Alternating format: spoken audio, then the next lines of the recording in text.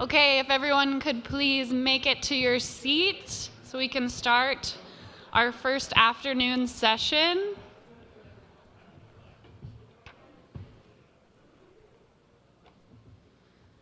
All right, thank you so much everyone for joining us again after lunch here. Our first session of the afternoon will be River Process and Restoration.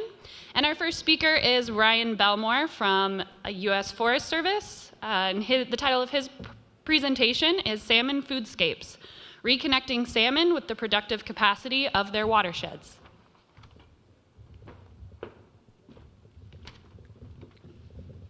Well, thanks for the introduction, and I guess I'll sort of go slow here for a minute and let people resettle after lunch. I just got here myself. And while we're doing that, I'd like to acknowledge and thank the speakers from this morning. I think they really provided some great context in my talk in terms of thinking about scale, heterogeneity, connectivity of habitats, and movement of organisms that really resonate with the messages we're trying to communicate about foodscapes. So today, I want to introduce the idea of a salmon foodscape and illustrate how watershed restoration and salmon recovery might benefit from a foodscape perspective. I'd like to acknowledge my co-authors, Gabe Rossi, Amy Fullerton, Matt Kaler, Seth White, and Mary Power, a cast of characters I'm sure some of you are familiar with. So, to grow and survive, many organisms track fluctuating resources over heterogeneous environments, sometimes over pretty vast distances, and I think salmon are a pretty iconic example of this. They move thousands of miles across multiple environments, from headwaters to the ocean, to complete their life cycle. And even if you look just within a single watershed, there's multiple habitats, diverse habitats that support these fishes, from different types of headwaters to main stem reaches to floodplains and estuaries. And a single watershed can have a lot of diversity within each of these categories as well. If you take a tributary, the upper Columbia, for instance, like the Methow, we see a lot of different types of headwater habitats, a lot of different types of main stem reaches that have different types of conditions to support fish. And ideally, we have a lot of different types of floodplain habitats as well. And it's been this recognition of the scale, heterogeneity, hierarchy, and connectivity of habitats that support fishes that's resulted in the emergence and application of riverscape ideas and riverscape science, which I think has really revolutionized is at least beginning to revolutionize how we think about watershed management and recovery of species like salmon. That said, the science has not equally accounted for all the important aspects of riverscapes that are necessary to sustain healthy populations of fishes like salmon. To date, riverscape research and application is primarily focused on physical habitat conditions. And indeed, I think we've done a really good job at quantifying the scale, heterogeneity, and connectivity of physical habitats that support salmon, both the broad spatial scales, such as across entire watersheds, as well as finer spatial scales, such as mapping the hydraulic microhabitats that support fishes within a given reach. We're even now modeling water temperature across entire watersheds and even entire regions. And indeed, I think this foodscape, or this riverscape information has led to an appreciation of the spatial complement of habitats that are necessary to support salmon populations. And I think it's also led to refinement of tools and approaches such as life cycle models like HARP that we learned about earlier that are really making huge advances in how we think about and prioritize restoration of watersheds. But we still have limited information on many ecological aspects of riverscapes, such as the structure and dynamics of food webs within which these salmon are embedded, as well as the patterns of aquatic productivity and food resource availability across river networks that we know are important for supporting the foraging, growth, and survival of these fishes. Sorry, it's funny, you can't move up here because it's creaks so much, it sounds like there's a gremlin under this thing. It's awkward. And this is a limitation that's been highlighted numerous times. There's a great and pretty detailed report published by the Columbia River Independent Scientific Advisory Board about the need for better incorporation of food webs and food web information and how we think about recovering salmon. That said, the studies that have been done not only show that food webs are really important for sustaining fish populations, but that the structure and dynamics of these food webs vary across the river network, that different locations have really distinct food webs. And for mobile consumers like juvenile salmon, these distinct webs can support fishes via different energetic pathways and potentially at different times as fish move, tracking peaks in resource abundance across this resource landscape or foodscape, if you will. So today, I want to talk about this idea of foodscapes and river networks, an idea that's been recently conceptualized in a paper led by Gabe Rossi, myself, and numerous other folks, including the co-authors on today's talk. This paper hasn't been formally published yet, still in revision right now, but we have published a preprint online, so if you want to scan this QR code and read it yourself, you're welcome to do that. So we're going to talk about what is a foodscape, how we've defined it, how healthy foodscapes could actually potentially support healthy salmon populations, and how this foodscape idea could potentially inform riverscape management and salmon recovery. Okay, so what is a foodscape? A foodscape, as we've defined it, is a mosaic of linked habitats with different foraging and growth potential phenologies, asynchronies, if you will, that can be exploited by mobile consumers, such as juvenile salmon, and in turn, supporting multiple life histories by giving fish multiple opportunities to live their lives in different ways as they move across this foodscape. And I'll explain this process more in a minute. And as you can imagine, embedded within this definition are some important assumptions that I want to highlight. The first assumption is that there are growth potential hotspots that arise in different habitats within river networks at different times, shown here as these yellow bars, these hotspots of resource availability and growth potential. And these hotspots arise due to asynchronous cycles in the abundance of food across these habitats, the accessibility of that food. Bob just mentioned that earlier, that accessibility is really important. There might be a lot of food available, but only a certain amount that fish can actually consume at a given point in time, as well as asynchronous cycles in the metabolic or energetic costs of capturing and digesting those prey. And so you can see here across these figures, this is a conceptual diagram, obviously, that there's these asynchronies in when there's hotspots of foraging growth potential in these different locations of the foodscape. And by the way, if you put these different aspects together, energetic costs, food accessibility, food abundance, you can predict the growth potential, the ability of one of these habitats to grow fish at a given point in time. And we actually have quite a bit of evidence to support this first hypothesis. Floodplains, for instance, have shown to have distinct food webs and also support really high levels of fish growth. A good example that many are probably familiar with is from work done by Carson Jeffries and others down in the Sacramento-San Joaquin Delta, where they found that seasonally flooded agricultural wetlands promoted really high rates of fish growth. So the fish, I think, on your left are fishes that reared in these seasonally flooded agricultural wetlands where they found incredibly high densities of zooplankton. And then if you look all the way on your right, you see the fish that grew in the main stem, where there was way fewer resources available, and they grew much less. We've also done some work here in the Upper Columbia illustrating that these off-channel floodplain wetlands can have really distinct food webs from main channel habitats, probably supporting distinct foraging conditions in Upper Columbia floodplain habitats as well. So the second hypothesis is that when these growth potential asynchronies occur between habitats, fishes can profit by moving between these habitats, tracking these asynchronous growth potential peaks. And we also have quite a bit of evidence to support this too, particularly over the last 20 years. People are actually tracking the movement of these fishes across river networks. So I think a really good example, it's from Alaska, not the Upper Columbia. It was work done by Johnny Armstrong showing that coho salmon actually moved up to 1 kilometer over diel cycles. They would move downstream at night to feed on sockeye salmon eggs by over 1 kilometer, and then they'd move back upstream over 1 kilometer to digest those eggs where it was warmer in spring-fed habitats. So they're tracking these asynchronies in foraging and growth conditions to actually potentially grow more.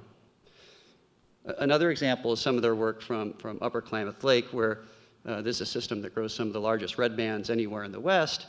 And one of the reasons they're hypothesizing that you get these large fish is that they track these asynchronies in growth potential across this landscape where they reside in the lake system that's highly productive in both the spring and the autumn. And then when the lake gets too warm, they go to places where the growth potential is higher in these stream and I guess in many cases spring habitats in the upper Klamath Lake. And again, tracking those asynchronies results in the growth of some of the largest red band anywhere in the West. So the third hypothesis is that these diverse foodscapes, right, that contain these spatio-temporal asynchronies in growth potential beget diverse life history strategies for mobile consumers that can utilize this spatial complement of habitats and food webs in different ways. And this is somewhat of a complex idea, but I'll try to explain it here with this little image. So this is a figure that illustrates modeled growth trajectories for 4 different life histories of juvenile Chinook salmon in this case. And these life histories represent different ways that fish can move across this growth potential or foraging landscape. And the colors on the lines represent the amount of time and the growth that was put on in different locations of this. I don't think I have a highlighter on this. Different locations across this riverscape. So essentially, what we're saying is that the more diverse foodscape you have, the more opportunities there are for fish to grow and live their lives in different ways, right? It's not just the classic, I was born in a pool in a headwater stream, I lived there 12 months, and then I smolted and went to the ocean, right? That diverse foodscapes can support a diversity of different ways that fish can live their life within a single watershed. We don't necessarily have as much evidence yet to support this hypothesis, but we do have some, and I think some of the evidence I want to highlight is from our work in Southeast Alaska. In this region, watersheds are very heterogeneous in many cases. We have this hydrologic heterogeneity. A single watershed can have tributaries fed primarily by glacier habitat, adjacent to other tributaries fed primarily by snow, and then other tributaries fed primarily by rainfall runoff. And not surprisingly, these different streams are very distinct from one another, very distinct flow, temperature, nutrient, and turbidity regimes. The picture in this slide is a glacial-fed stream that's cold and turbid, merging with a relatively warm and clear rain-fed system. And not surprisingly, we see these asynchronies in foraging or resource availability and growth potential amongst these stream types.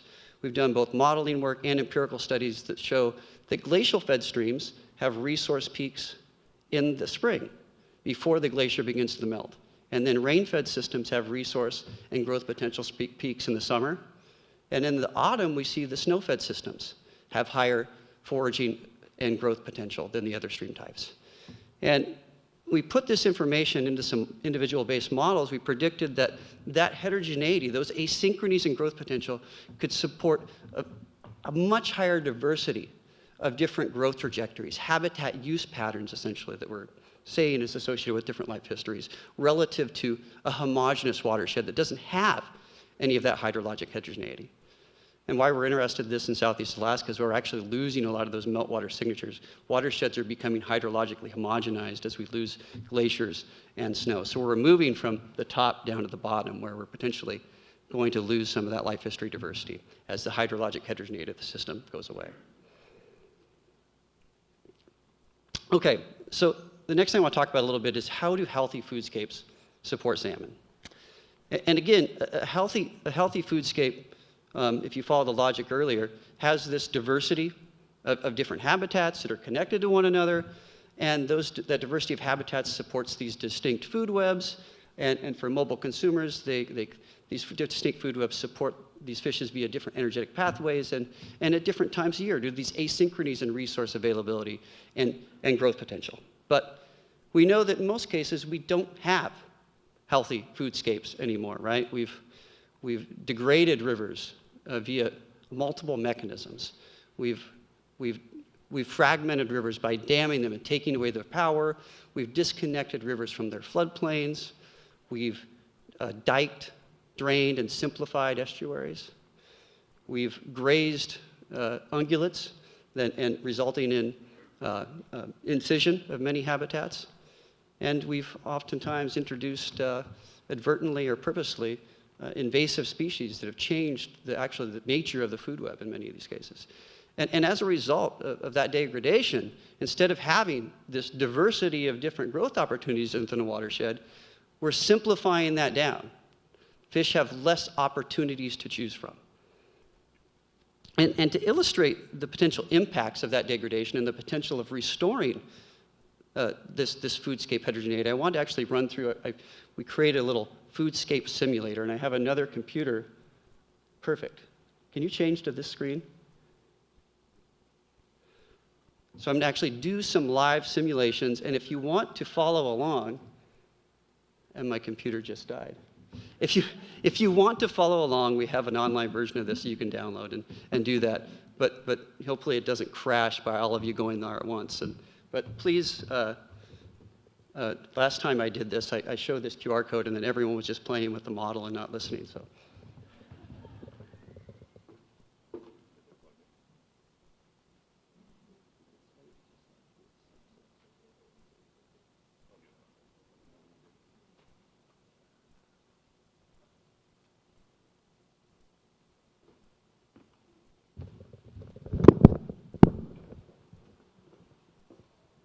All right, so you can see here that we have replicated in this model, right? You're seeing this, these different growth potential curves that we were showing before. And by the way, I didn't just make these up. They're actually based on real growth potential data from some coastal California systems. So it's not the Upper Columbia, but you get the point that heterogeneous watersheds have these asynchronies in growth potential.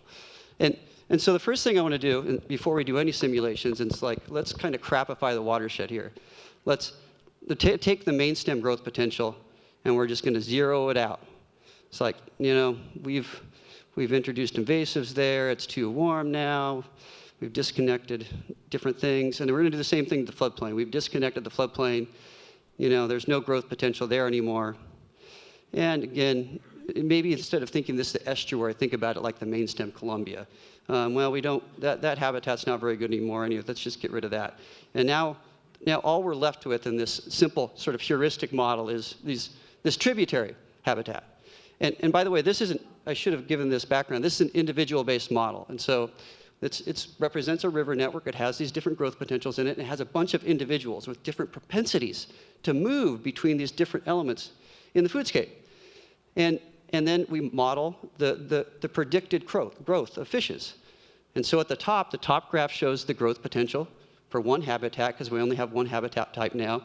And then the bottom graph down here shows the actual growth of all the individuals in the foodscape. And there's two things to look at here. One is look at the diversity of different growth trajectories. There's very little. They're all sort of scattered right down there at the bottom of the graph. Small range of growth trajectories. And the growth of the largest fish is also pretty small. But what if we start restoring some of these opportunities?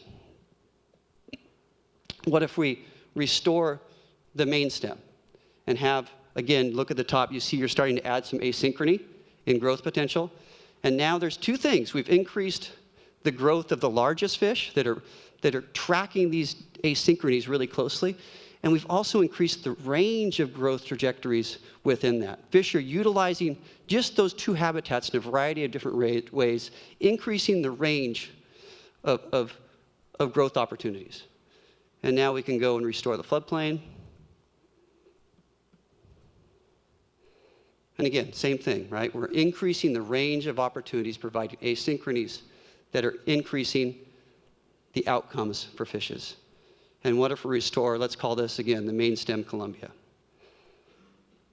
So again, every time you do this, we're iteratively, every time you add some unique habitat that has a unique foraging and growth opportunity, you're increasing the opportunities for fish to live their lives in different ways. Okay, we switch back. And feel free to, like, if you play with this model yourself and you break it, then it's not my fault. It's a really simple heuristic model. You could probably break it pretty easily and get results that don't make any sense.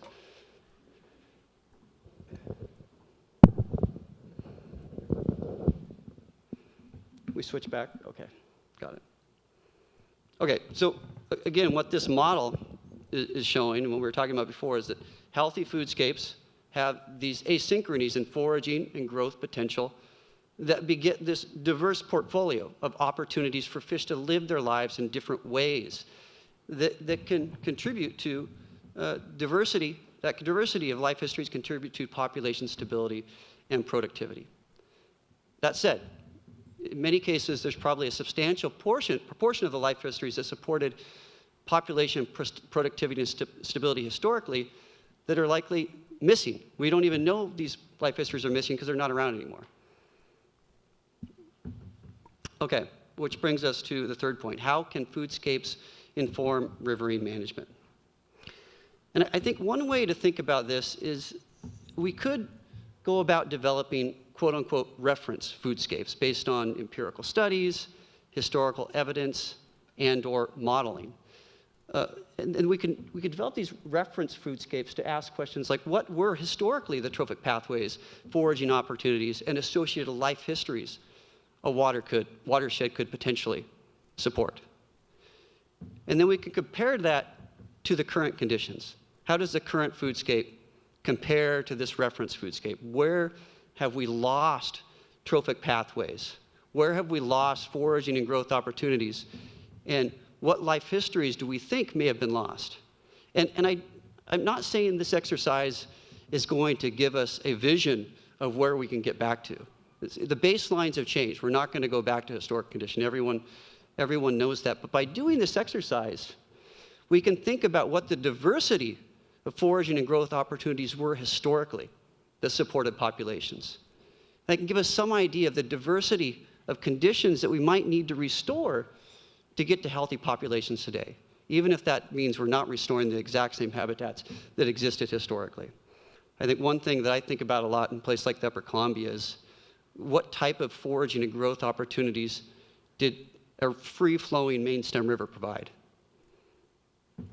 I know we're not going to restore that in any time frame that is relevant necessarily right now, but are there opportunities, for instance, maybe lower down in some of these tributaries to provide foraging and growth conditions that may have mimicked the opportunities that once existed in a free-flowing Columbia River? That's just one example.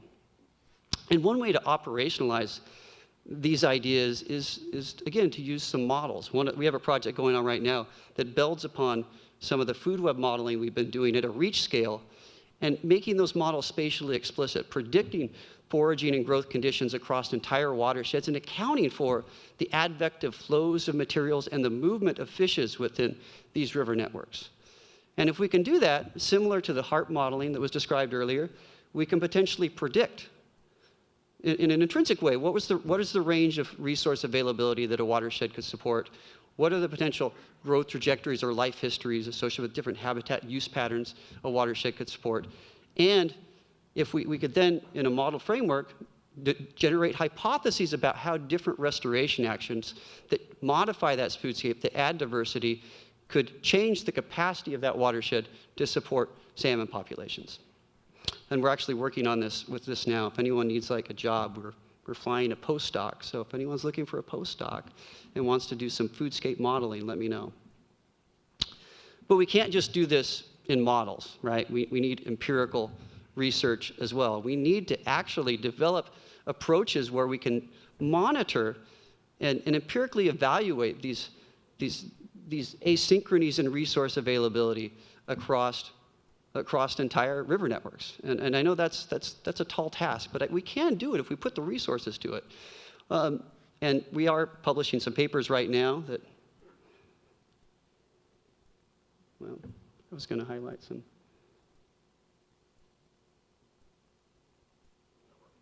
No.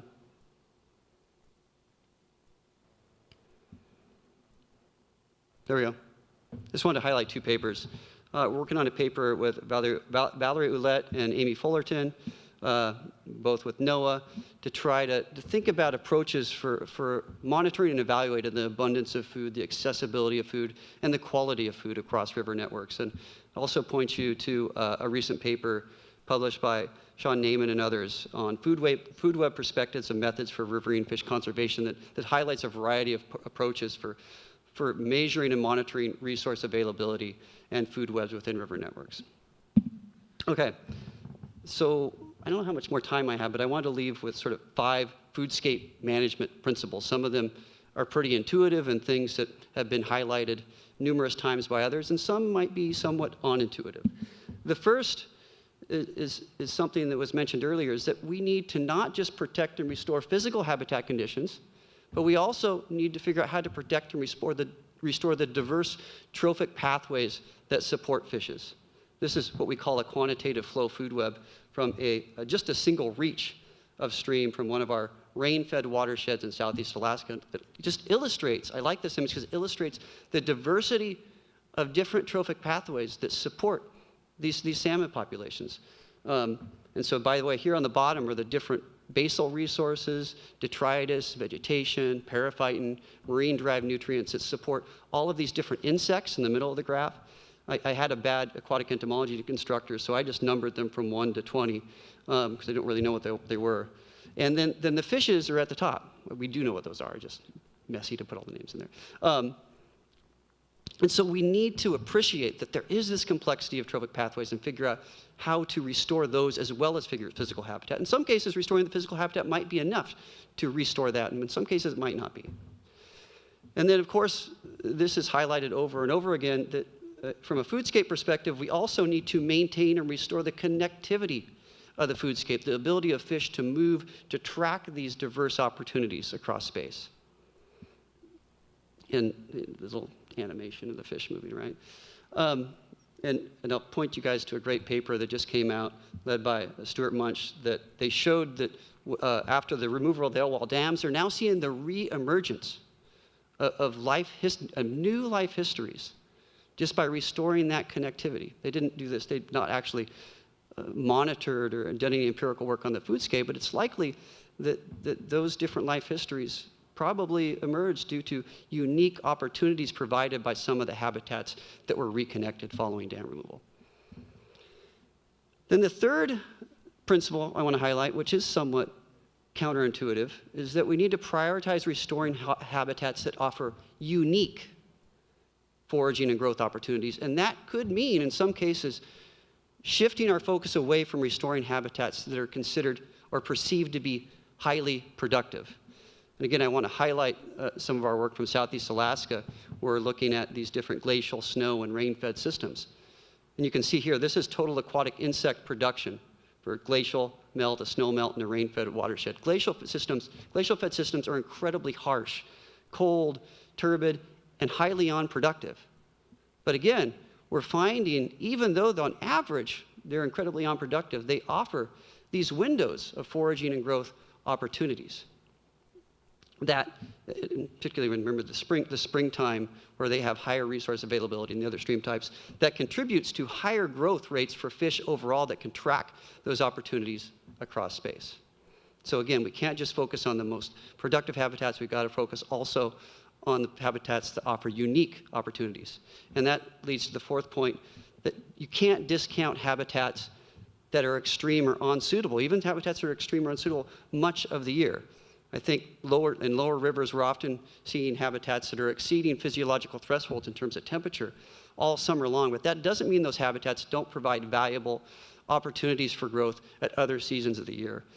We did a recent paper that showed that, in fact, most of the growth of fishes could happen in those habitats if they're able to track those asynchronies between these cold and warm environments. And then finally, don't discount habitats that don't have fish. There's these upstream fishless headwaters that they're part of resource sheds that contribute to fish production, that have massive fluxes of resources that are still supporting fish in fish-bearing reaches of rivers. So just because a reach doesn't have fish or an upstream area doesn't have fish doesn't mean it's a place that we should not invest time and money into restoring. And it just is a picture showing that during floods in Alaska, we're seeing fish actually moving into these ephemeral headwater streams and consuming a variety of terrestrial resources and actually growing larger by using those fishless headwaters. And with that, I just want to I think I'm out of time, thank all the co-authors of this talk, as well as this broader team of individuals that is contributing to this foodscape idea. Thank you.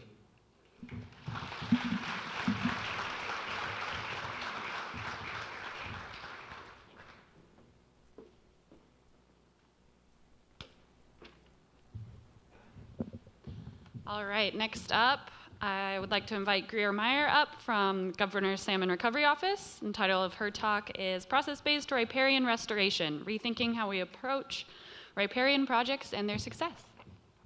Thank you. Thanks, Ryan. I got to put together the program, so I get to follow those that I can go on the shoulders of with some of the ideas. So Ryan set me up perfectly. I first want to just acknowledge I am not an expert in riparian ecosystems, but I'll give you a little background of why I'm here today. It's something I haven't heard a lot about, and I felt the need just to start the conversation today. Luckily, I had an excellent co-author with Colin Thorne. Colin and I have been working on a floodplain mapping project, which you might have seen the poster out there with Shelby and Phil and many others. And so this idea came out of that, but really came out of something else too. The state and RCO have a lot of additional riparian funding, as does the Conservation Commission. And this is over $23 million and $2.5 million just here in the Upper Columbia for riparian-specific projects. And I'm going to point you to what the objectives of this funding are, which are to enhance salmon recovery for fully functional riparian ecosystems, improve environmental conditions necessary to sustain salmonids throughout their life cycle. Now, many of you have been doing restoration a long time. You know the types of riparian restoration projects we're doing right now. And I would say I think there's an evolution in the way we think about these projects, and we could play off of some of the concepts we've been talking about with channel evolution and our ideas about process restoration, and think about how that applies to our riparian restoration. So the other thing going on is DFW is also undertaking a riparian assessment project. They're not only mapping the riparian areas and the riparian management zone, which I'll talk about, but they're also looking at gaps in cover related to science-based standards for a fully functional riparian ecosystem. So that's also concepts that we haven't talked a lot about, and DFW is looking for input on this. It's going to be really interesting how this plays out and helps us prioritize where we're doing work that's related to riparian function and condition. So some of our somewhat antiquated approaches to riparian restoration, I would say, come from what Todd and Tracy talked about. It's our perception of riparian areas. And from the beginning of this, we've thought about riparian areas as buffers between the human landscape and streams, and we want to protect the streams from our human impacts. And it's true, there's an important function related to riparian zones in terms of filtering contaminants and toxins and keeping a distance between some of our human impacts like grazing and house building, and keeping a shade zone to protect water quality. And those are important, but this is a really simplified view of what's going on.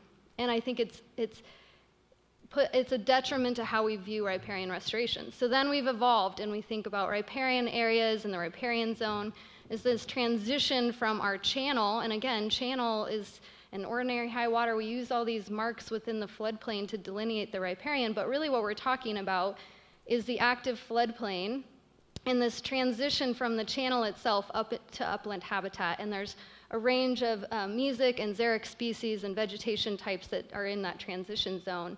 And so this riparian management zone then becomes those areas in the upland that we know are important to riparian function, but the riparian itself encapsulates both the aquatic vegetation as well as these transitional vegetation types. And even that's a simple approach, because we know that it doesn't stair-step up from the channel to upland areas. It's much more complex. If you look across the landscape, we have natural levees that are formed, we have meanders, oxbows, we have a lot of topography on the landscape that's the result of many, many years of different flooding and processes on the floodplain, and that creates this mosaic of water and sediment and topography that then creates in itself a diverse landscape within that riparian zone. And even going one step further across the landscape, you can have a difference in your riparian zone depending on if you're a confined channel with very little opportunity for establishment of riparian vegetation versus some of these headwater streams with actually these wider floodplains where we can establish riparian zones. The concept that Ellen Wool talked about on the beads on a string, and what we've talked about when we start to think about connecting these valley bottoms in high gradient or high elevation streams and rivers. And I think that's exactly what Ryan was talking about, is the importance of those to contributing, those riparian areas and floodplain areas in higher elevation headwater streams contributing to downstream salmon habitat. So I'd say if we look across the entire landscape of floodplain and look from channel to upland, I would argue that functional riparian ecosystems are critically endangered. Same thing for floodplains, but we haven't talked a lot about floodplain ecosystems and how important they are to, 85% of our wildlife species in Washington depend on riparian. We know they're important to fish and to salmon habitat. We need to do a better job of figuring out how to restore these areas and create more of a discussion around the techniques we're using and how much we're doing and what we're doing. So what are we doing? If the question is scale, the answer is not enough. I know there's issues with the data in Salmon Recovery Portal, but just if you pull the total number of riparian acres treated, we've only treated 1,400 acres statewide since 2000. So 25 years, 1,400 acres statewide. That's only about 60 acres per year across the state. That's not very much. I recognize that we're also doing riparian restoration when we revegetate after disturbance. We are doing riparian restoration with floodplain reconnection, our side channels, but if you look at just this metric, and I would say riparian is not often the goal of many projects, and so they don't report in this way, but I would still argue that we're really not doing a whole lot in terms of moving the needle. Our effectiveness monitoring tells a similar story. So Shelby and Phil published this paper looking at 41 sites across the Columbia River Basin and found similar issues with the reporting around riparian projects. We don't do a great job of documenting where they are on the landscape or what the project goals were. Obviously, we are having an impact on the abundance of vegetation. We are planting trees. We're also increasing diversity and richness. Again, we're selecting species. We're trying to plant more species in these riparian zones, but we're not having a lot of effect on some of the other metrics that we're using to track success. And I would also say that our metrics for tracking success also could use some thinking and maybe an evolution in how we're doing that. And I know Becky is working on that with some of the metrics she's tracking with Stage 0, which I don't have time to get into today. But one of the key findings of this paper was really doing a better job of prioritizing where we're doing work and really using site conditions and trying to make a better project in the end that will presumably have better outcomes. And to do that, I think we need to expand and refine our riparian toolbox.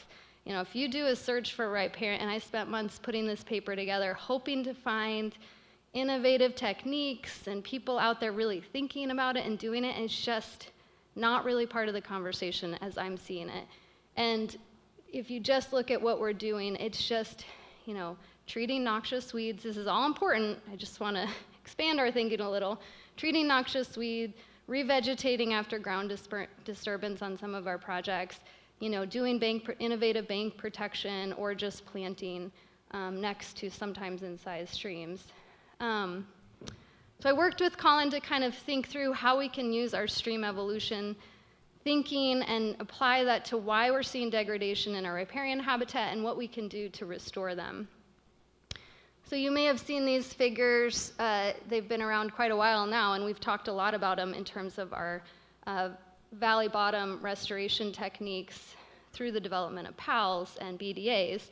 And you may not have noticed the trees, but as you look, as the channel moves through these different stages, it creates change in the riparian system, and changes in the riparian system also produce some of these changes in channel form and function. And so we need to think about this when we're putting together riparian projects, or when we're looking at a reach and assessing what restoration opportunities are, because this can really play into what we can do and if we can be successful. So how can we affect change? Obviously, you have to go back to what the processes are that are driving riparian systems and riparian form and function. There's topographic change. We could affect that on the landscape. Vegetation recruitment, we can also look at that and think about how that plays into our success on restoration projects. Hydraulic change is also incredibly important in terms of restoring connectivity and thinking about how water moves across the landscape and through the hyporheic. And then sediment erosion and deposition is also an important one we don't often consider in our restoration work related to riparian. And just also considering where on the landscape we're working and what type of work we're doing in the riparian, given what the riparian is serving in terms of function for salmon habitat. And so as you move further from the stream, there's, or as you move closer to the stream, there's more and more functions that the riparian can serve. You have fry using vegetation for cover during high flows. You have adults using overhanging bank vegetation during the pre-spawn period. So all of this is important to consider, and we need to think about how we can create conditions that enhance riparian for fish.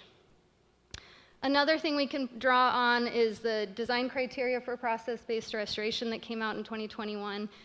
So if you look across all 4 of these criterion, they can apply directly to our riparian restoration. Obviously, we need more process space. Floodplain restoration is incredibly important to enhancing riparian function.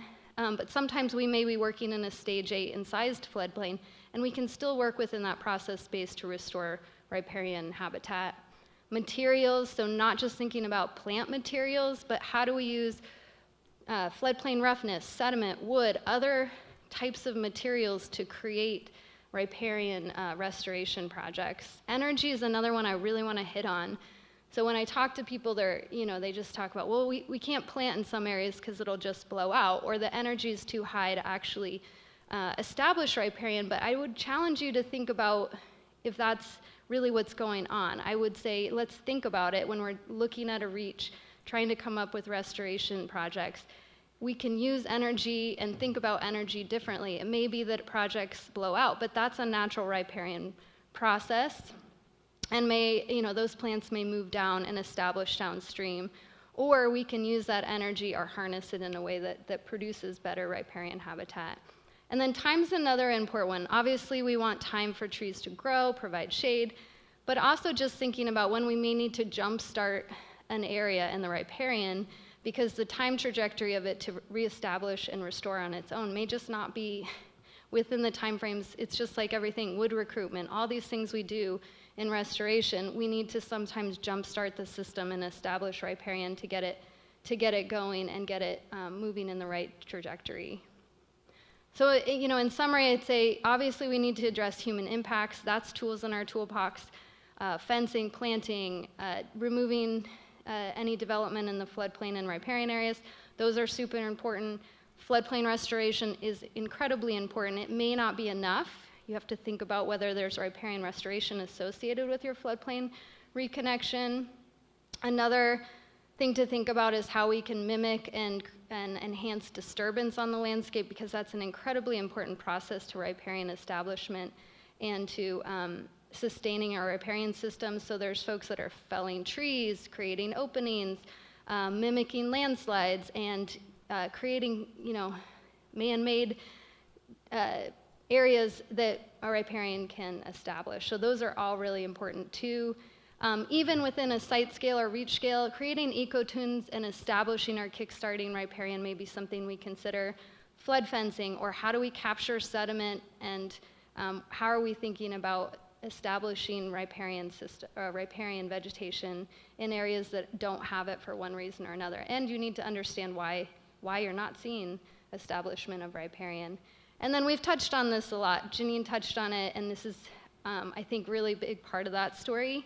So riparian restoration may be one of those ways we get stepping stones between habitats. So can we establish functional riparian areas where we can't do other types of work? We can't add wood or restore floodplain. Could it be that riparian restoration is a way we can create a stepping stone and provide connectivity? And I think building from functional riparian downstream obviously makes sense, because you need the recruitment from those natural systems.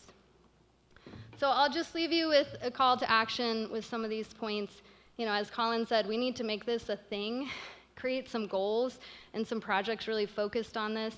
Really build out the toolbox, take some chances, try new things, prioritize and create site-based approaches, explore new ways to assess riparian function and monitor. And then there's a recent paper that came out that did a great job of just reviewing the challenges associated with riparian restoration and why this as a field is not moving forward.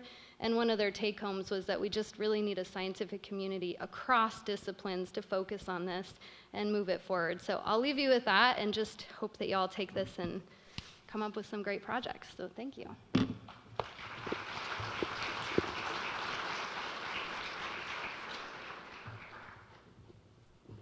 All right, next up, we have Derek Booth from Stillwater Sciences and the University of California.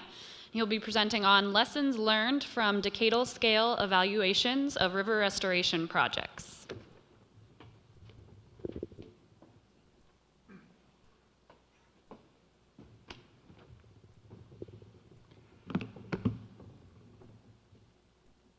Thank you. It's great to be here. Most of my work is over on the west side. As many of you know, I'm also associated with the University of Washington. And I have had the opportunity to work with King County and a couple of colleagues there on, was an interest on their part to actually see whether or not what they've been doing over the last 10 to 20 years on river restoration actually was having something along the lines of their desired effect. And so with that in mind, we started on a review of some of their projects, and that actually expanded to see what others have discovered over the years. Okay. The button right there on top, right? No, I guess it's that button. There we go.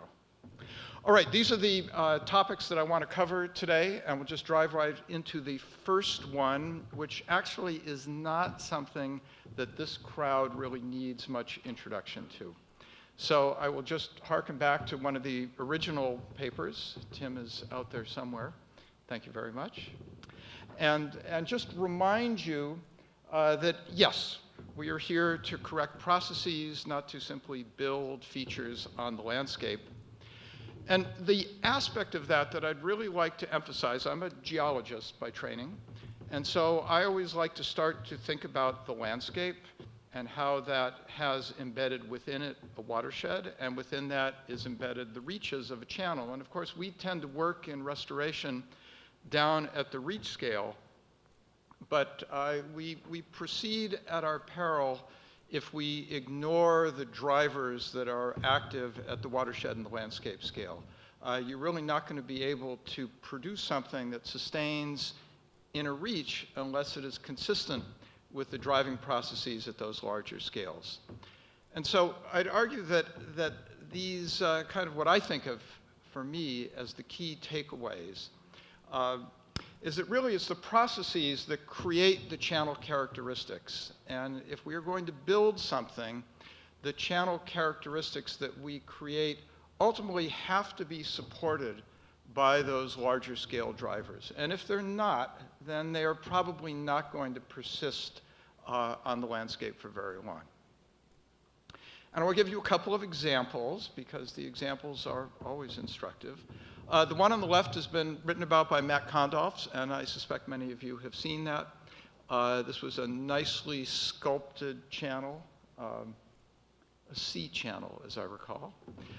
The other one you may not be familiar with. This was part of the San Clemente Dam removal. The dam, which isn't there anymore, is that dotted red line.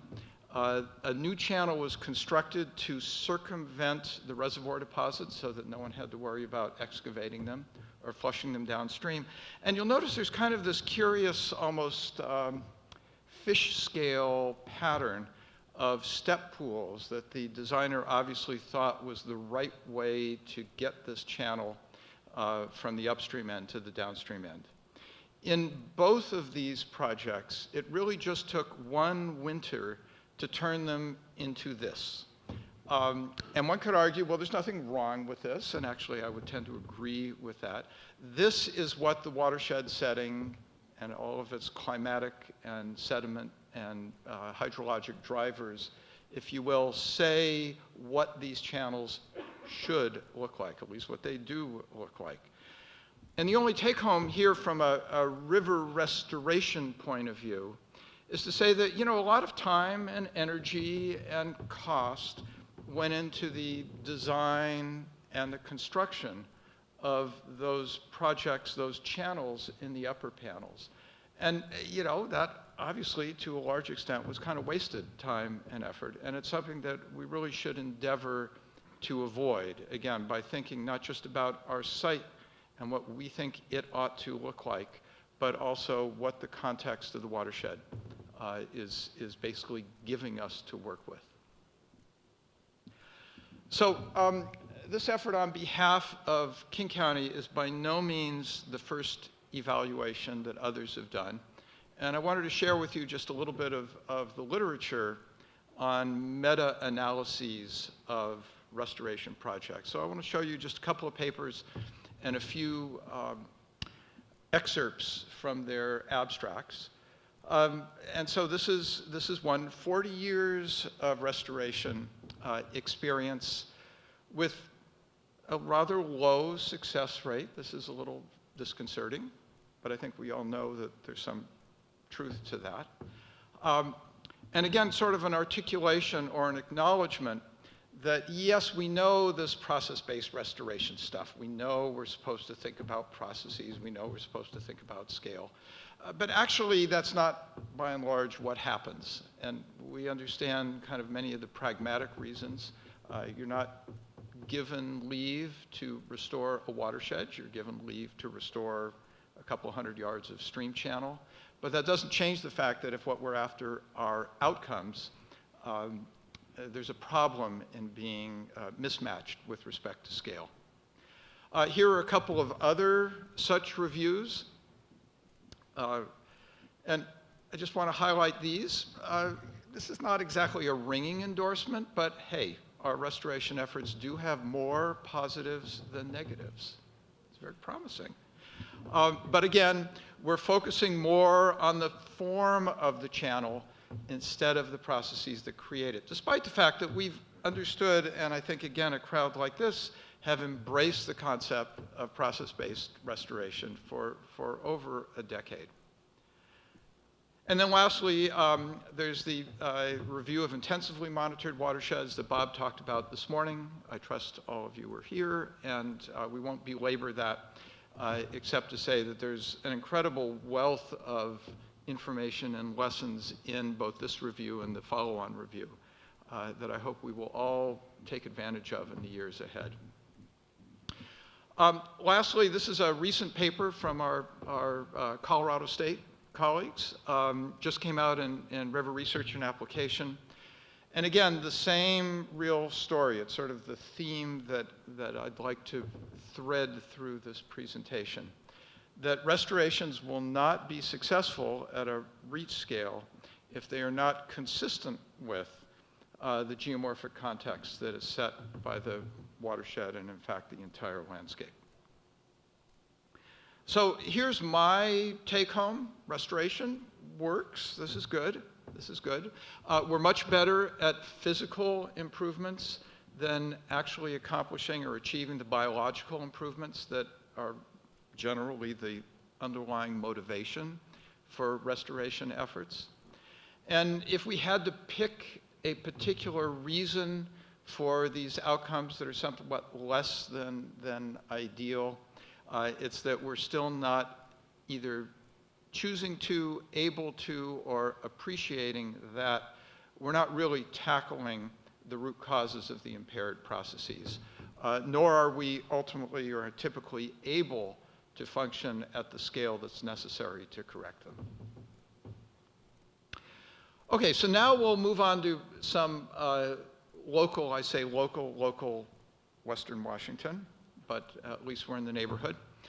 And so we'll move to a few sites from Western Washington. These were all projects in King County. There were 6 of them that we looked at in detail, these yellow stars out here. They're all on major rivers or tributaries to major rivers coming out of the west slopes of the Cascades. They're all essentially main stem rivers, and actually most of these either were as their primary effort, or at least one of the major components, levee removal projects with an eye toward reconnecting or recreating channel floodplain interactions. And so, at least on principle, very much attuned to a process-based approach. There's not time to go through all 6 of them, although they all have a story to tell. But I do want to pick out 3 of them, and I'll start with this one. This is the oldest one, the one that's been in the ground for longest. The Tolt River comes out of the Cascades. It's a major, probably the major tributary to the Snoqualmie River. Over its last mile before reaching the Snoqualmie, it had been encased on both sides by levees. The project was to remove the levee on the right side to give the river access to the floodplain area to the north, which was all publicly owned.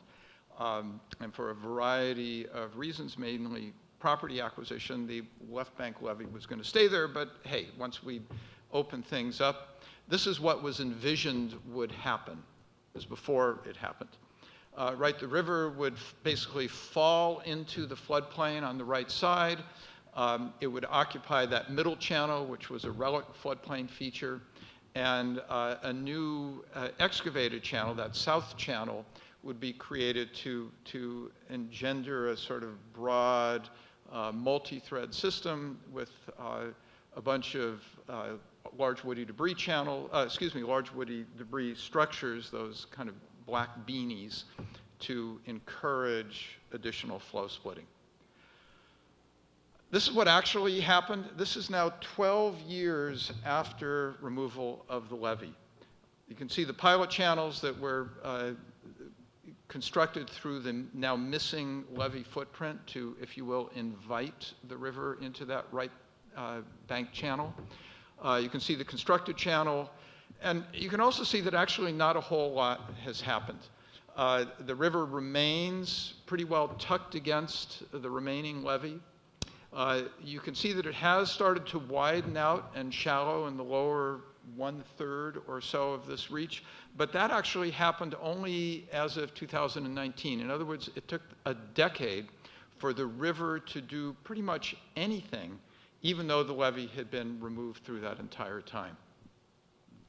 So if we want to take home some lessons from this project from a design perspective, what we do see from levee removal, although in this case it took a while, was some localized channel widening and some associated shallowing of the channel.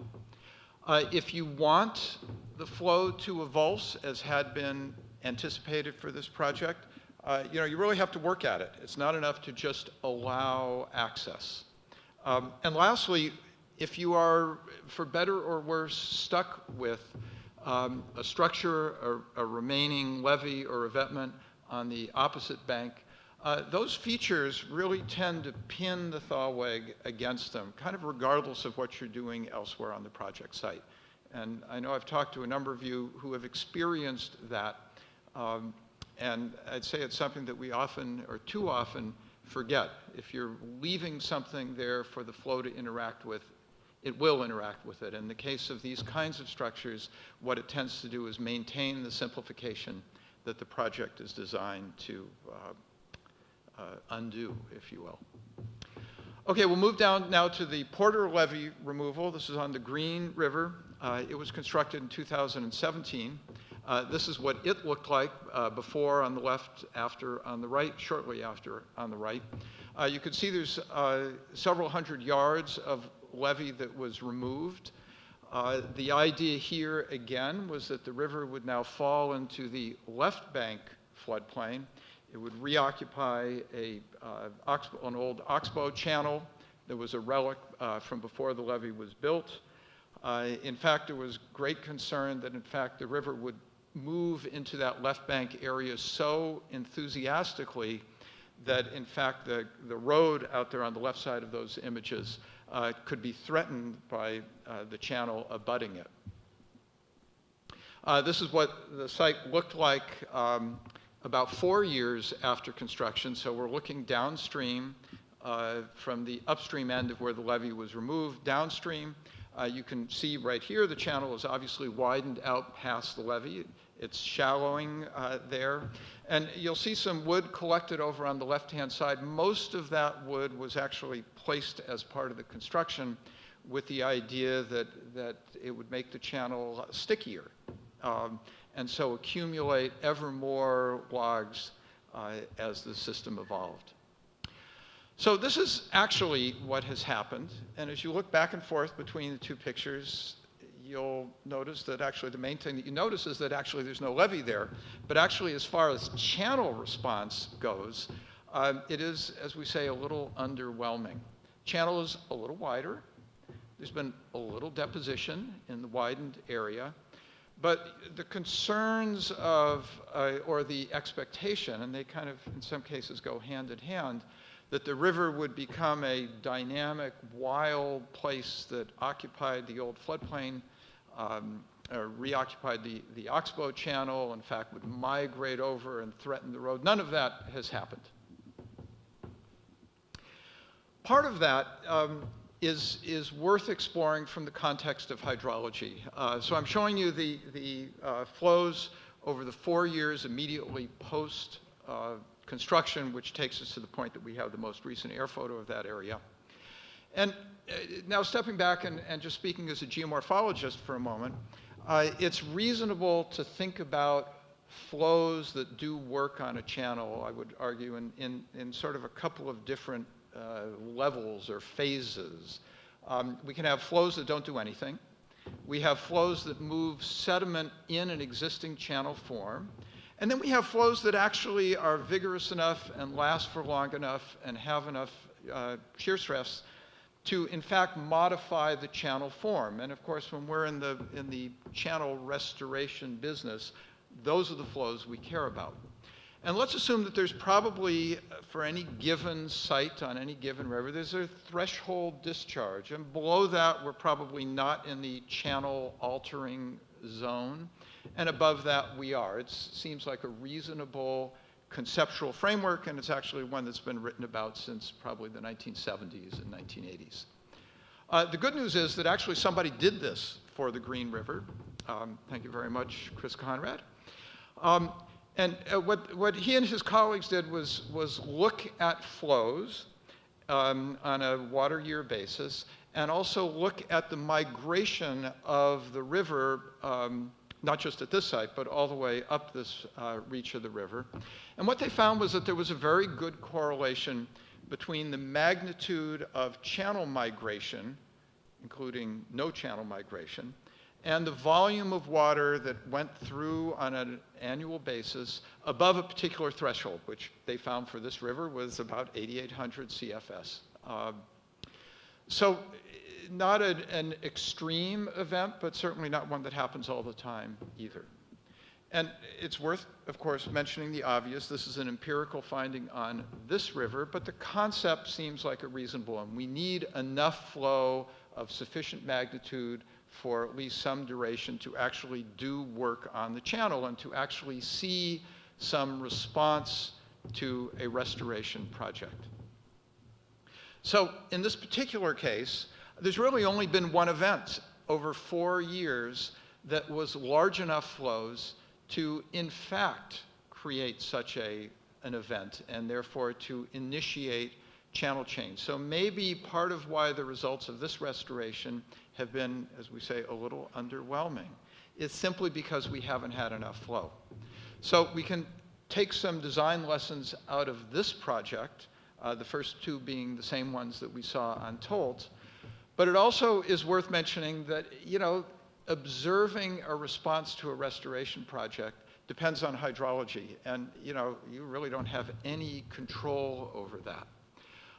The other is that you can make the channel stickier to catch large wood, but there has to be some large wood to catch. And in the case of this part of the Green River, there really isn't. And so being able to create landing places for large wood may or may not actually result in a further accumulation of large wood. Okay, one more, Lowndes Levee. This one was constructed 3 years ago, actually not quite 3 years ago. So the evolution of it is not nearly as complete. But it's in an interesting zone of the Green River. It's farther upstream. You can see that this was a fairly wild part of the river. We're coming out of the Cascades, the gradients are flattening, sediment is dropping out, the river is getting knocked around from side to side. But you'll also notice that something obviously happened between the 1936 trace and the 1976 or 8 trace, I can't quite see from here. And of course what happened was the construction of that levee in the mid-1960s. And as with other examples, once the flow hits a revetment, it's kind of stuck, and that's pretty much game over. The goal of this project was to remove the levee and to encourage the flows to reoccupy an old oxbow channel behind the levee that is actually pre-1936, and also to induce even greater flow splitting through the construction of multiple log jams. So here we are just 2 months after construction. Again, this used to be a single thread channel heading off to the left. You could see some major side channel excavations were part of this, and part of the levee removal. The location of the levee is that dashed line, only it's not there anymore. And you can see also some pretty large log jams constructed at the head of several of these side channels. Keep an eye on that little black and yellow oval, because that's going to be the same location for the next couple of slides. That one, at that point, is actually sitting underwater. But as we go to this next view, which is 5 months post-construction, it's actually where the drone operators for this image are standing. Again, the dashed line is where the levee was.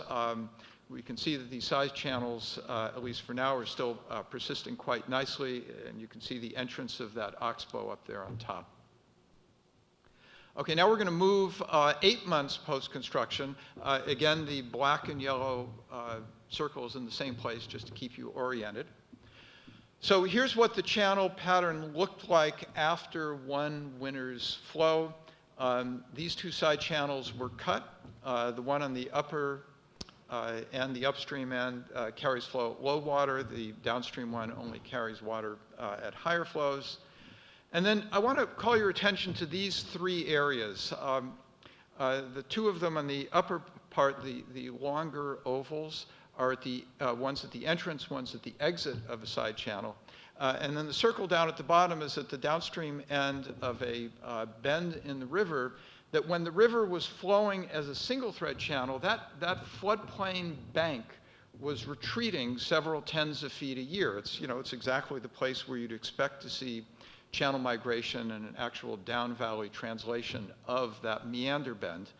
And as it consumed floodplain on the outer bank, of course, it was building new floodplain on the inner bank. It was also contributing some degree of large woody debris from the trees that would fall in. Once the project actually was imposed and we watched the evolution of this site, and in fact moved forward another year to April of this last year, the thing to notice is, first of all, you notice that there's, and the yellow and black oval is still in the same place, those spits of sediment have actually grown some, which leads to perhaps the worrying concern that they're going to grow so much that in fact all our efforts at creating side channels will not persist. The other is that the rate of channel migration at that outside bend has essentially ended, because we've drawn off enough water into the side channel that really there's not nearly the same level of energy for eroding. So it's kind of a mixed blessing. We have increased the diversity and complexity of the channel features here, but at the same time we have reduced the activity of another perfectly legitimate and valuable process, namely channel migration, floodplain destruction, if you will, on one side, but floodplain creation on the inside bank. So in many cases, there's no free lunch. So this project took advantage of what had been learned from prior projects. The side channel excavations were much more extensive. The large engineered log jams were very large to encourage flow splitting, and in fact, we may have done too good a job.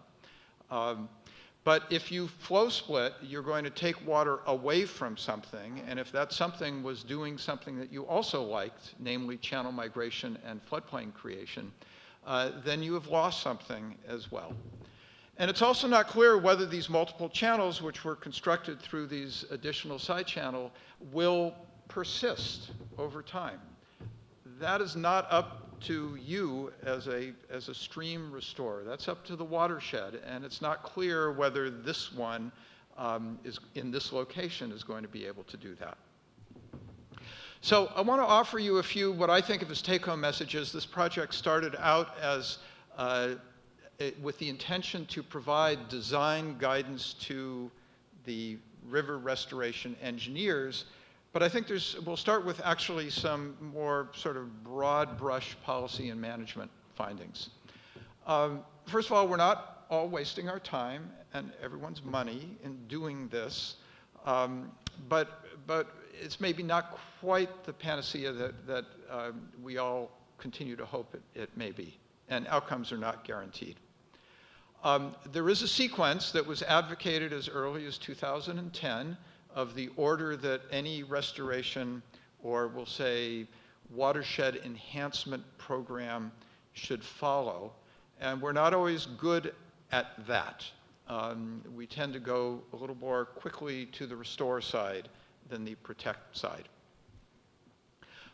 It is important, at least in the sanctity of our own homes and offices, to make sure that we remember the difference between process-based and form-based restoration. And even as we always use the vocabulary, at least these days in this environment, for process-based restoration, that isn't always what we're doing. And we should be clear about that, at least to ourselves. And lastly, it takes time. And so if you're needing to show results to a funder, to a political entity, patience may be required. You have no control over the hydrology, and you have even less control over the biological response. And then lastly, indeed, for engineering design, there were a couple of, obviously every site is different, but I think there are some generalities that are worth keeping in mind. The only thing you can be sure of with a levee restoration is that the channel will get a little wider and it will get a little shallower. Everything else is still up for grabs, and that may or may not be a sufficient response for the project goals. If you are stuck with a remaining levee or revetment on the other side, this is the, in particular, the Tolt River example, it may wind up compromising or undermining altogether the goals that you have for your side of the river. This is really a pervasive and pernicious hydraulic outcome. Channel avulsion, floodplain reoccupation is like the hallmark of many of the river restoration projects that we are all involved in. But typically you have to do more than just allow access. Rivers have a certain sort of propensity to stay in the channel that they've already excavated. And if you need more, you need to do more. Large wood is good, but it does not always have results. This was a nice outcome of the IMW study as well. And lastly, just to return to the theme of remembering that any site you work on sits in a watershed context, it sits in an even larger landscape context. And those templates are going to determine the processes essentially that you have to work with.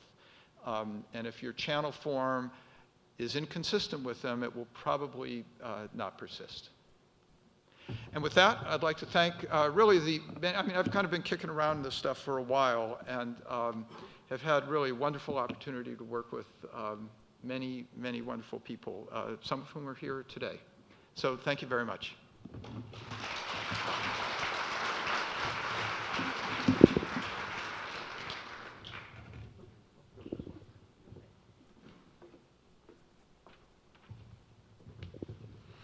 All right, and our final speaker for this session is Phil Roni from Cramer Fish Sciences. The title of his talk is Evaluating the Success of Large Floodplain Restoration Projects Using Remote Sensing, Results of the Salmon Recovery Funding Board Pilot Study.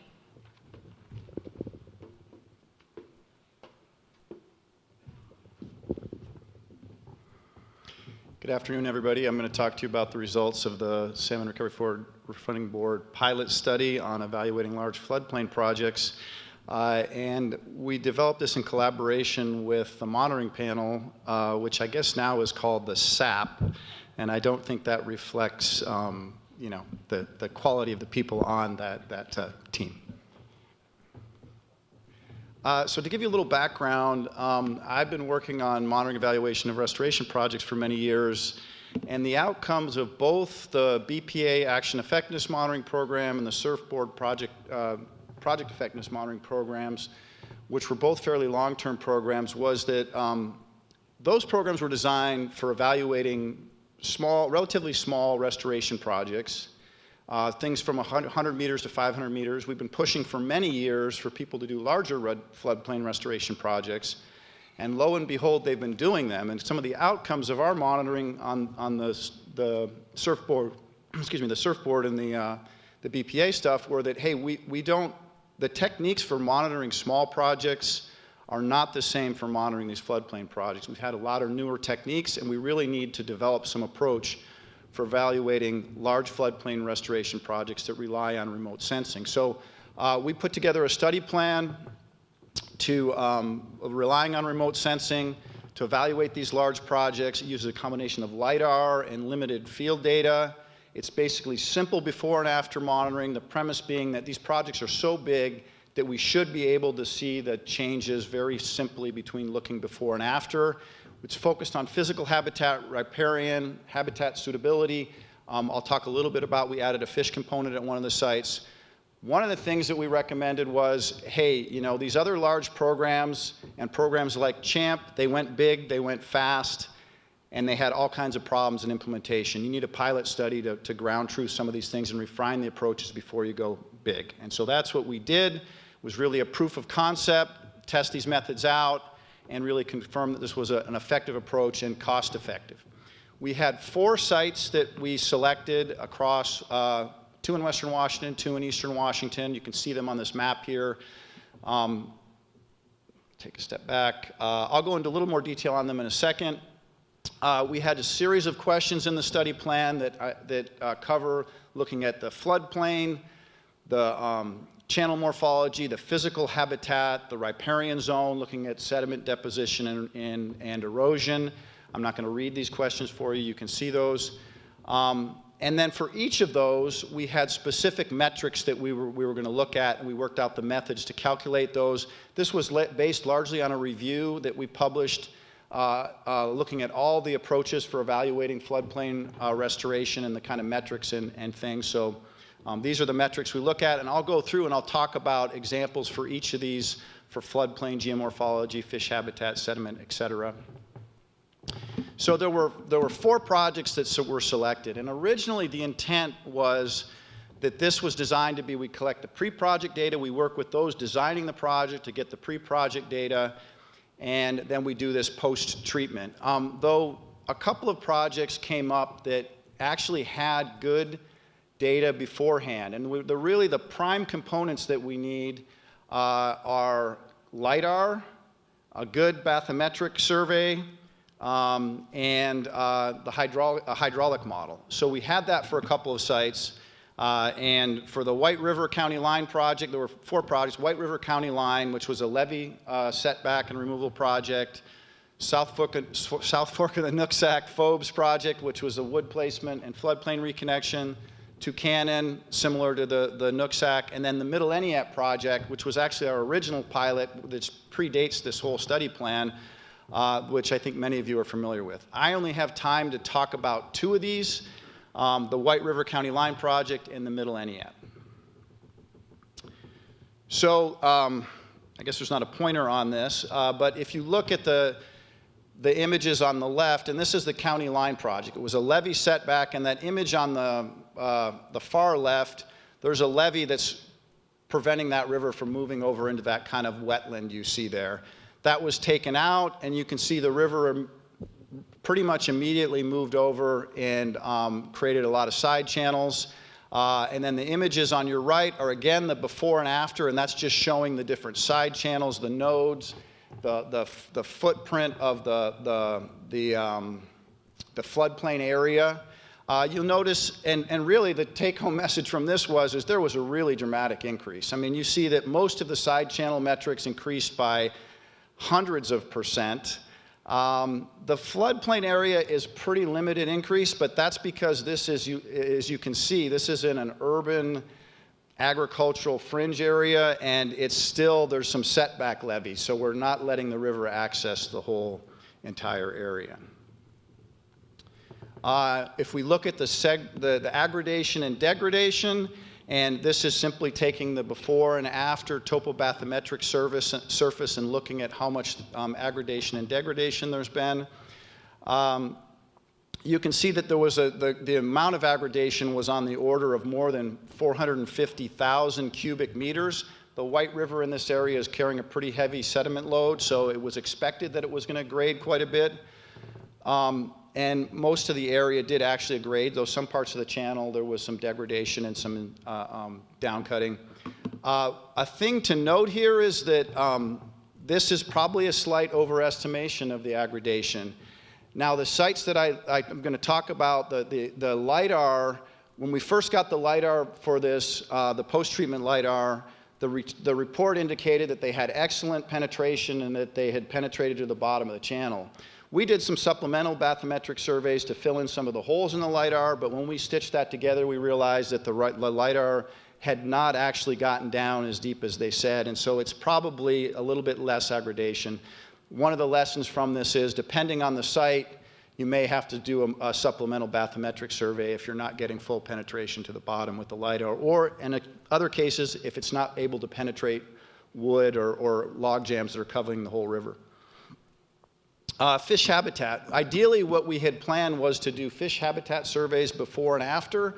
Those didn't exist for the county line project. This was a project that King County had implemented and we worked closely with them. They provided a lot of data and they've been doing a lot of supplemental monitoring, but they didn't have a complete fish habitat survey. However, we were able to, with data we have from the Columbia Basin on a number of sites, we were able to develop a tool where we can use the long profile to pick out the pools, riffles, and glides. And so we did that and were able to map those. And you can see that the pool area increased here about 70%. The number of pools increased quite a bit. It may actually be a bigger increase in pool area than we see here because, again, there was some issues with the LIDAR penetrating to the bottom of the channel, particularly in the main stem. We also looked at a geomorphic unit tool which does fine-scale geomorphic units, and this showed similar results, but I don't have time to talk about that this afternoon. We also did habitat suitability index modeling, and for those of you that aren't familiar with this, it takes the outputs from the hydraulic model at a particular flow, it takes the depth and velocity, and then it takes the depth and velocity preferences that we have for a particular species and life stage, and it indicates how suitable that habitat is for the fish. So those little graphs I have up in the corner, those show the depth and velocity preferences, and I can't remember if that particular example is for juvenile Chinook or steelhead, but what you can see is that, you know, at certain depths, it's the completely suitable would be a 1, 0 would be not suitable. And these two figures I have here, on the left is the low flow for juvenile Chinook rearing, and that's looking at Chinook habitat preferences. And you can see that there was a pretty dramatic increase in the amount of suitable area. I'm sorry, this is not low flow, it's actually, that's the 2-year flow. You can see really large increases in the amount of suitable habitat. So lots of areas with the right depth and velocity for juvenile Chinook. The one on the right is spawning habitat. And that not as dramatic an increase, but still almost a 50% increase in the amount of suitable habitat. Now, for each of these projects, we put together kind of a report card, and we have all these metrics. There's about 28 metrics. I'm not showing them all of them here, but what this shows you is the before and after for different metrics for floodplain, morphology, habitat and habitat suitability. I've color-coded the percent change because what we're looking for in most projects is something more than 25%. So a 25 to 50% change, that's kind of a moderate increase.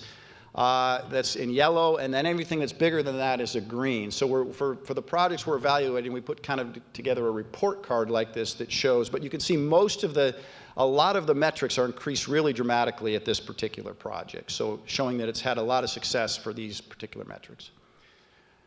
The other thing we looked at was the riparian and large wood. Now the county does do some riparian and some wood surveys, but we didn't have them before and after. And so one of the real advantages of using LiDAR is that we're able to calculate a lot of things that would be very difficult to calculate in the field. So the image on the left is an index of light penetration index. So the LiDAR returns, it basically, we can take the returns where the LiDAR is not intercepting a tree or a branch or a little twig and actually hitting the ground, we know that the light can get to the ground. So that's a map of the light actually hitting the ground. And then the one so those are just before and after. And so the light penetration index did not go up a lot, but it's a way we can calculate it. It went down, but that's what you want, is there's more riparian vegetation blocking out the light. The other thing we can calculate is obviously the canopy cover, and that's shown on the two images on the right. This is Western Washington. We've got plantings that have grown 3 to 5 meters over a 5-year period, so some sizable changes there. The other really cool thing is that we can calculate organic matter inputs, and we can do that by the LiDAR intercepting all the stems and leaves, and there's some equations to calculate what that means in terms of organic matter inputs, and so you can see that the organic matter inputs with the increased riparian vegetation have gone up a lot. And then finally, we didn't have before and after wood surveys, so we used the LiDAR to count all the pieces of wood on the floodplain. It's not perfect. It would have been best to ground truth that, and that was one of our recommendations, but you can see the amount of wood went up. That is not a big surprise. They put wood there, so we should see an increase in wood. And so the next project I'm going to talk about is the Middle Entiat project. And the one thing I wanted to point out here is that we had both flow and time-based monitoring, because one of the challenges, and Derek pointed this out really well, is that we used to do monitoring on a time base, like we'll do it at 3 years and 5 years and 7 years and 10 years. The issue is if you don't get the flows, we're not going to see much of a change. So we had a time and a flow-based target, and our flow-based was we had to have flow of at least a 2-year event or higher for more than 24 hours, or the project had to be in place for at least 3 years. And on the Middle Entiat, we just barely met both of those in 2022, and so we went out there and did that. Now the Middle Entiat is a large project, and this was our original pilot. Greer and I had been talking about this for a while to try and find a site where we could test out these methods, do simple before and after monitoring. A way to monitor these really big reach restoration projects would fall right between project evaluation, project scale, and what Bob was talking about, the IMWs looking at the whole watershed.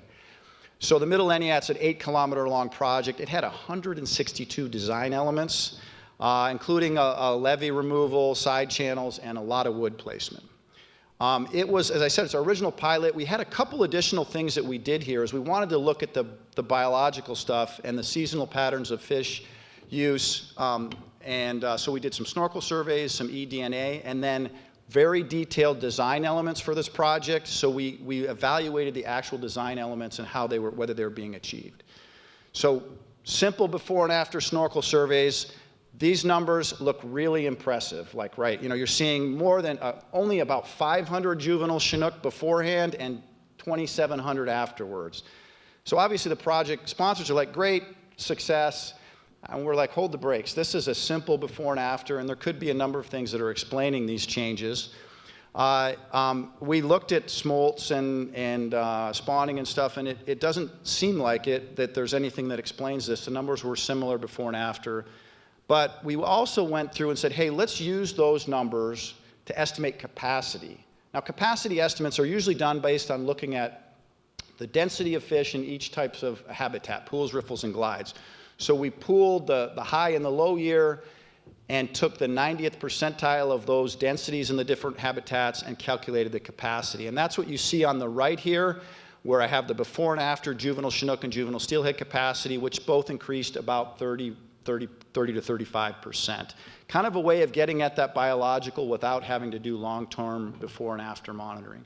We also evaluated the design elements, and I can't go into this. There were a number of objectives for each design element. We used the DEM of difference, the hydraulic model outputs, the habitat suitability modeling, the geomorphic unit tool, and evaluated these. And we can see that most of the wood structures, 50 to 60% were meeting their objectives at this point.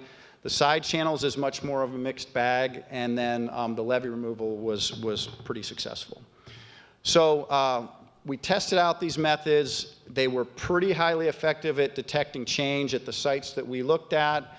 Most of these can be calculated from LiDAR and hydraulic modeling. The quality of the LiDAR and the bathymetry are really critical for this, and so there's some ground truthing needed there. And then there's still some things we need limited field data on: the fish habitat, the riparian, and floodplain wood. Whole suite of people helped out with this, many of who are in this room, and so it's hard to thank everybody, but really a lot of cooperation on this. And there's some additional reports on this. We're working on getting a manuscript out on the ENIAT pilot study in the next couple of weeks. So thank you for your time.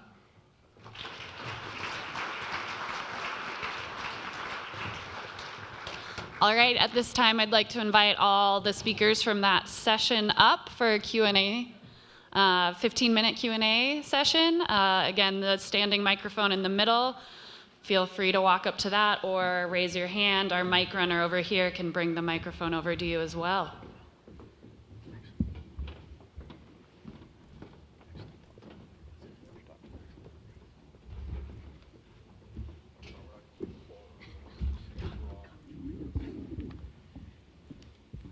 Thanks, everybody. Those were all great talks.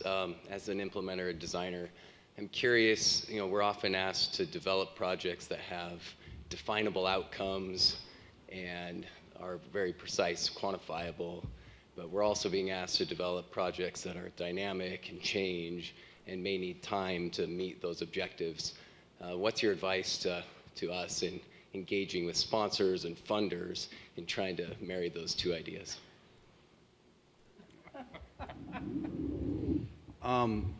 I'll take a crack at this. I didn't show it, but what we've developed with all those metrics that we had that I showed you for the floodplain, geomorphology and stuff, what we've been, and this is a challenge we've had in evaluating these projects, is that they really differ in the design objectives. So the middle ENIAT is exceptional in that there were 100 and I think it's 62 design elements, and there's 3 or 4 objectives for each one of those. Most projects we look at, and when we get the design, based on the design report, what we see is more like, hey, we're going to reconnect the floodplain, improve rearing habitat, and that kind of thing. And so what we've been asking for is to take that metrics that we have for the different the questions and for geomorphology and riparian and stuff, and give us a prediction of the stoplight, sort of a stoplight. Are you expecting that metric to change by 25% or 50% or more than that? Because that'll help us on the evaluation side downstream, and it also gets away from asking you to provide, as a practitioner, to say, okay, tell me exactly how many square meters of rearing habitat you're going to give me and how many meters of side channel that you're going to get. Because as we've seen, that can be quite unpredictable, in particular for some of the floodplain projects that are really just kind of a valley reset and you're not really sure what's going to happen. I guess I'll just add that I think a lot of it depends on having I would call it a sophisticated client who actually understands the limitations, not necessarily of our ability to do something beneficial, but certainly our ability to offer a precise set of targets. And frankly, if that's what you're being insisted to provide, I'm not sure if there is an easy workaround with that, except to try and educate your client or your funder. I feel like I do work in Southern California, and I can tell you that this community is like many orders of magnitude ahead of the game in general. But even so, it's a challenge to integrate the quantitative desires of someone who's putting up, kind of real money for work with the reality of the, I would say, the uncertainties that still remain in our field, even after the evaluations that we have in hand. So good luck, but I think there's at least as much education as engineering that needs to go into this. Question for Greer. Greer, you mentioned a bunch of megabucks coming toward the Upper Columbia for Riparian through the Climate Commitment Act. The Conservation Reserve Enhancement Program funded a whole bunch of, like a couple 100 miles of work in the Walla Walla Basin. In the Yakima Basin, it just hasn't penciled out, and there have been maybe a half dozen projects through CREP.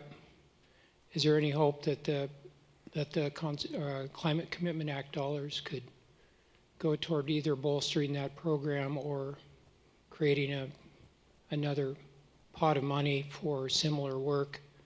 Because the growers in the Yakima are just not going to play in CREP with the existing rental rates.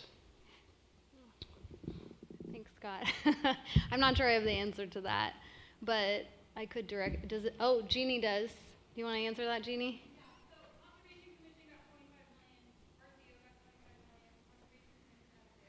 Yes.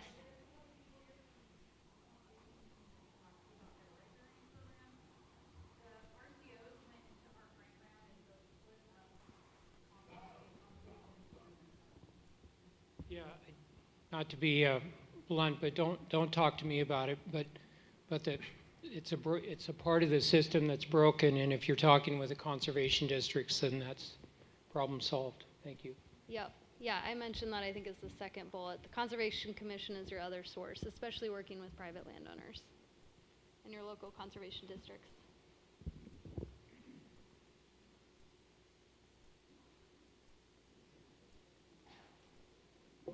There is a chance that there will be a referendum to kill the Climate Commitment Act.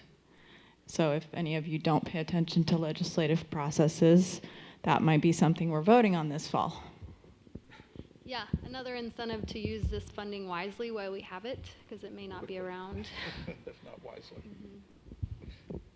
Hey, Phil, I know you're still in process on this pilot study, but it seemed from what you reported that it's been fairly successful in amount of data and results you're getting versus amount of work put in.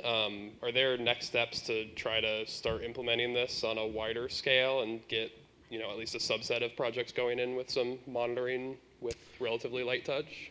Yeah, that's a good question. Well, that's a question that the SAP is working on and the RCO is working on. I think my understanding is that they're balancing other things to decide what to do. I don't want to put Bob or Jeanette or Greer.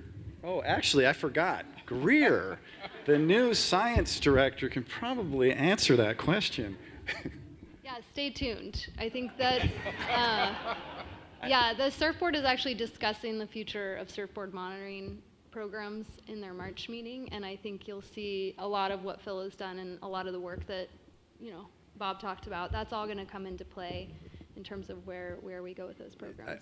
I will say that we're doing it for some other organizations on other projects. We'll be doing it on the Dungeness, and then a couple of sites, 2 or 3 sites in the Grand Ronde are underways right now. Though that's in Oregon, sorry. Yeah.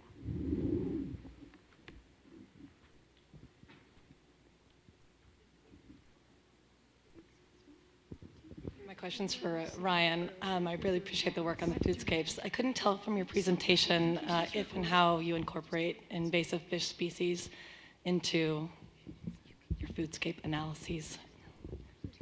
Yeah, that's a really good question, and the answer is that we really haven't done that explicitly yet. Like, this is really a conceptual idea at this point that we're belting out. But I think your question is a good one, right? We talk about doing these restoration actions to restore physical habitat with this expectation that eventually it may take some time, there'll be some ecological response that follows that's going to be favorable. And one thing we often don't consider is that we're now dealing with novel ecosystems, novel communities of organisms that are not going to respond the same way they would have without these invasive organisms in them. And from a foodscape perspective, you could imagine, like if you think about some of the elements of the foodscape, the accessibility of resources or the energetic costs of capturing resources, that an invasive species could change both of those by changing the behavior of juvenile salmon that are using that, but might avoid different locations that could be, potentially beneficial in terms of foraging and growth that just aren't accessible anymore because of that.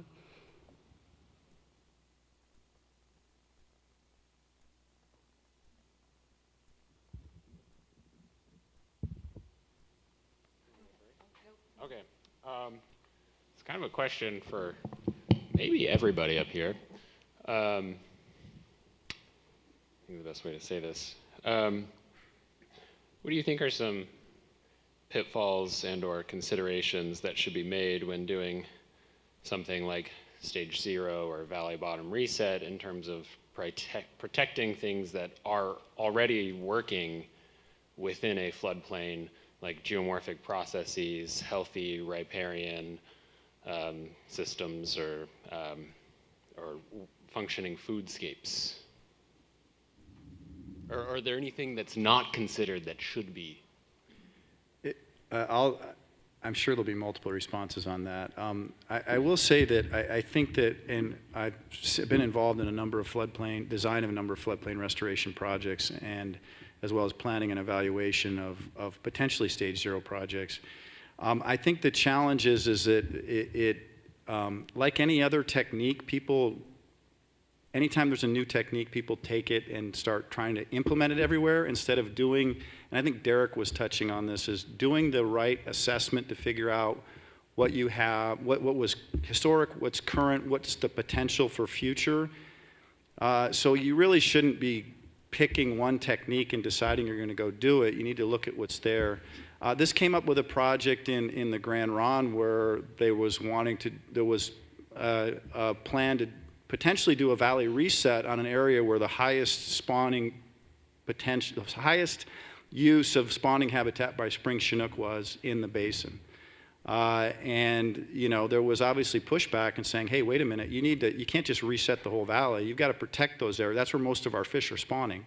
It's high quality spawning habitat. So I think that just emphasized, and there was some good riparian habitat in there too that would have been lost. So I think that, and I think that the folks that have been designing some of this stuff have acknowledged that they usually try and save those good spots. So I think it's really, you go into a site, you evaluate if it's, what's wrong, what's fixed, what can be fixed, what's the potential, and then look at a suite of techniques and not be fixated on resetting the valley or something like that, and trying to, if you've got, good habitat there for certain species, you've got to be careful about that.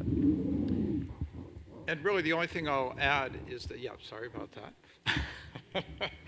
that, is that, not specifically stage 0, not every place in a channel network and not every watershed or every place in a watershed is amenable to, basically a wet meadow. Not every place is the right place for beaver dam analogs. And not every place, for example, can even support multiple channels. I mean, we all love anastomosing channel patterns, but they require a certain combination of energetics, of sediment sizes coming into the reach. And there are methods to at least broadly evaluate in a watershed setting whether or not a particular site or reach is likely to support that kind of a channel form over the long term, regardless of how we may have screwed up the channel in the interim.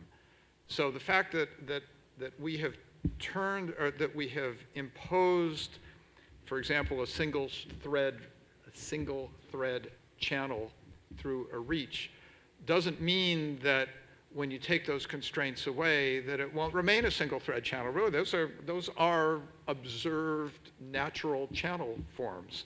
They're not all products of levees. And so we really need to make sure that we're redesigning, again, kind of the right channel pattern in the right locations. And that will not always be stage 0 everywhere, but it will be in many places. I just wanted to add to that, you know, the Kluwer and Thorne paper is an excellent paper. There were a couple papers that followed that, the Pollock et al., a paper by Derek, that a channel can be a channel that's in dynamic equilibrium is not limited to anastomosing or wet meadow. It can be a single thread meandering channel. So really, if you look at that, it could be a stage 8, 0, or 1 are actually in dynamic equilibrium in a lot of cases. So we need to be looking at that. And as Derek said, it's not. There are obviously we've lost a lot of those wet meadows and anastomosing channels, but there's some places where it was a single thread meandering channel. And I'll say, you know, this has happened over and over again when we develop these new approaches. And I'm definitely a fan of stage 0 and the diversity and opportunities that you know, creating that type of heterogeneity provides. I'm going to put my money down and say in 30 years, there's going to be instances where we're like, what have we wrought? Man, we really messed that up. I mean, those are learning experiences, right? We do it every time we come up with a new technique, right? And so that's going to happen. A couple of things that I've thought about, you know, is like in some instances, for instance, where again, we're dealing with like novel ecosystems, invasive species, or even native species in some cases, are we creating like predation traps that, you know, we're favoring the abundance of certain organisms, and now these anadromous fish have to come down through this predator gauntlet, right, as they're going through these systems. I don't know if that's just one potential outcome we should think about, but there is going to be unintended consequences of doing this, and it'd be great to think about those up front. We are running into our break time right now, but if you guys are willing to stay up for our last question since she's in line, or we can go ahead and move on to our break. One more. Do it, Jeanette. No, most of my question was answered with that discussion, because I was thinking about how I don't think we're anywhere close to getting really sticky environments yet, but that is sort of a trend. It's like we want to stickify pretty much everywhere we go. And I was thinking of the foodscapes and saying, well, when do we go too far with that approach? And is that something in that foodscape model that we can kind of tease apart and say, hey, wait, don't forget that there's foodscapes that don't require it to be sticky?